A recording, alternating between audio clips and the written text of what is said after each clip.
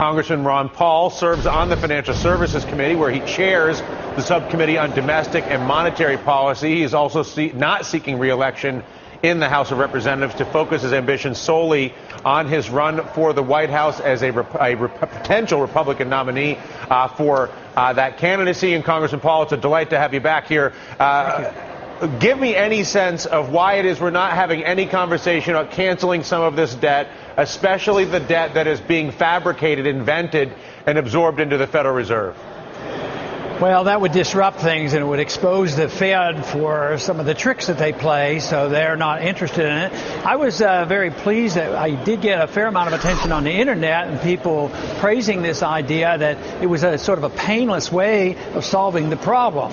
But it's really only temporary, too, because you don't want to do that permanently. But if you wanted a year reprieve, and maybe the American people would get this Congress serious about straightening up their act and get together and bring this under control.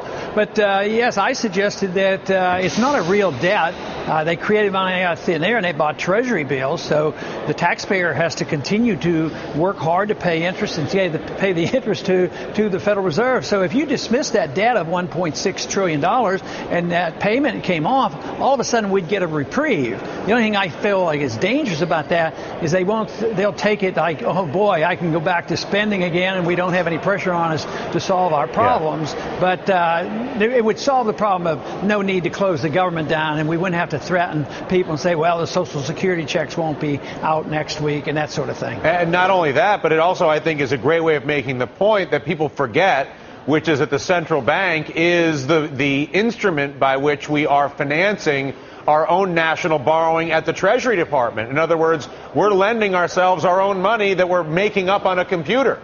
Yeah, it's really a fraud, and it's deceiving the people.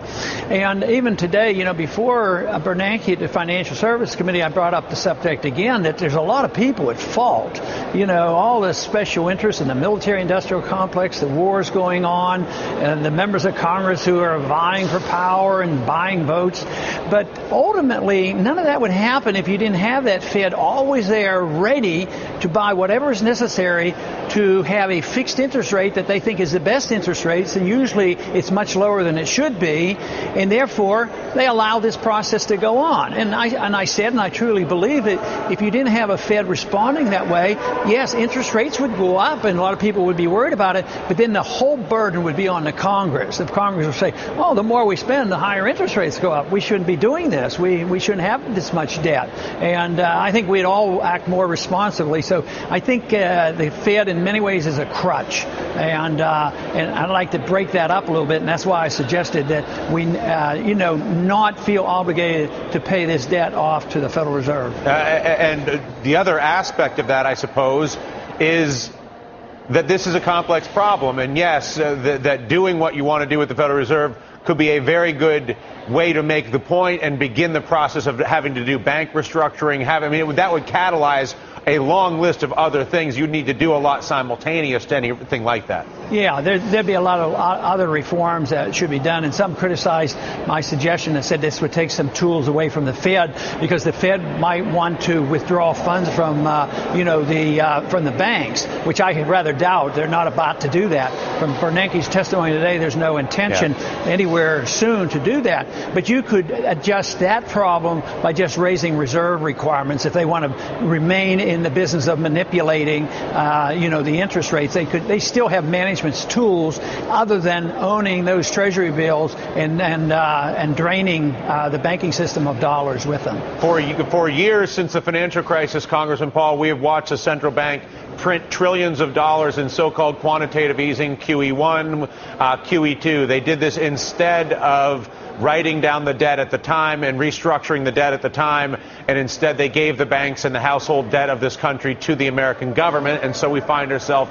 at this precipice. At the same time, there's still talk, and I want to play a soundbite of the Fed chairman, that they might want to do more money printing, QE3, even as housing, jobs, and the debt problem have not been helped by those activities. Take a listen to the Fed chairman. The possibility remains that the recent economic weakness may prove more persistent than expected, and that deflationary risks might reemerge, implying a need for additional policy support. Prudent planning requires that we evaluate the efficacy of these and other potential alternatives for deploying additional stimulus if conditions warrant. What is he thinking in your view? Well, he's just expressing what he's believed in, he's written about, and he's taught for so many years that the tool for the Fed and the responsibility of the Fed is to always print money and create credit and keep interest rates low. And he's doing exactly what he said he would do. Of course, you know, they've been doing it like you pointed out, and today I asked him about that $5 trillion that was created. It's essentially identical to the increase in the national debt during this period of time. And, you know, the position of many on his side of the argument is that we need more consumer spending. And I suggested to him, I said, yeah, but all this money didn't go to the consumers. It went to the big banks, it went to the corporations, and it went to the military-industrial complex.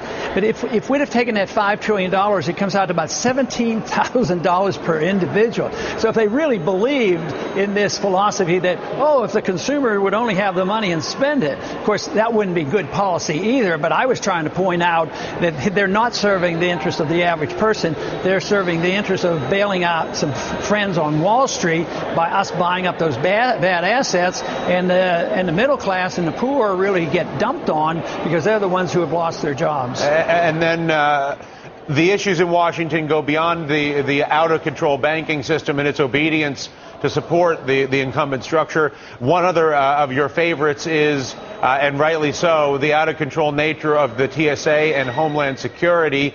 You and I did a half-hour podcast recently, which we just published this afternoon, and I want to play everybody an excerpt of your thoughts in that conversation, which I think you were so articulate, and allow you to elaborate as to why you think what we're seeing in the TSA is so emblematic of an out-of-control government. Take a listen to Congressman Paul. I think we should be regulating the Federal Reserve and the bureaucrats because we've allowed ourselves with this careless thinking to see what is happening at our airports, and symbolically it's horrible. You know, just think of this 95-year-old lady in a wheelchair and being forced to get undressed. I mean, I've been saying that if we accept that and we're not annoyed by it and we don't want to change it, I think we're in bad shape. How does the culture of the TSA reflect the dysfunction in our government? Well, we've been taught and conditioned to be very tolerant of it because after 9/11, you know, people were taught to say, well, giving up our liberties are very important to be safe, which I do not believe. But we have been willing to do that. But how far can we go? And, you know, it's incremental. The other day there was an announcement that possibly Al-Qaeda might be making this plan to implant bombs under their skin within their bodies, and which means that the TSA has to be even more aggressive with what they're doing. So those problems are getting worse. But it's just, I think, conviction that freedom doesn't mean that much to people. I mean, we accept central economic planning. We accept going to war carelessly without the consent of the people and the Congress. And here we stand by and we say, oh, we have to go to an airplane. It's a little bit annoying, but let's do it. But it's getting pretty humiliating, and a lot of people are getting upset. But my point, what I was trying to make there was, if we don't say anything, if we don't become outraged, what will they do next? And I do believe there are some who like to condition us to be humble servants, that is, do exactly as I tell us and be obedient to the state, and that's not the kind of society I want to live in. Yeah, me neither, Congressman Paul, and I thank you for your efforts to provoke, at the very least, debate on these critical issues like monetary policy and the military. We'll talk to you sooner rather than later, I'm sure. Thank you, sir. Thank you very much. All right, Ron Paul. And I do want to direct your attention as well on the Ron Paul subject to the newly revamped DylanRatigan.com, our entire 30-minute exclusive podcast with Ron Paul on everything from the TSA to the debt ceiling to the toxic political atmosphere in Washington. We cover all the big issues in depth, and you can hear it all only and exclusively at DylanRatigan.com, or if you follow us on Twitter at DylanRatigan.